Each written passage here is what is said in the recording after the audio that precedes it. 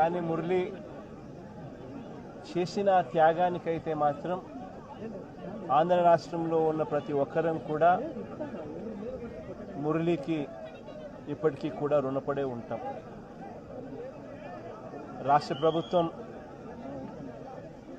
మొట్టమొదటిసారిగా ఏ జవాన్ చనిపోయినా కూడా ఆ జవాన్లకు ఇటువంటి ఘటనలో ఏదైనా కానీ ప్రాణాలు కోల్పోతే, దేశం కోసం పోరాటం చేస్తూ ప్రాణాలు కోల్పోతే 50 లక్షల రూపాయలు ఇచ్చే సాంప్రదాయం మొదలుపెట్టింది వైఎస్ఆర్సీపీ ప్రభుత్వ హయాంలో మొదలుపెట్టినందుకు చాలా సంతోషపడతా ఉన్నాం. ఆ సాంప్రదాయాన్ని కొనసాగిస్తూ ఇప్పటి ప్రభుత్వం కూడా 50 లక్షల రూపాయలు మురళి కుటుంబానికి ఇవ్వడానికి ముందుకొచ్చినందుకు ఈ ప్రభుత్వానికి కూడా కృతజ్ఞత.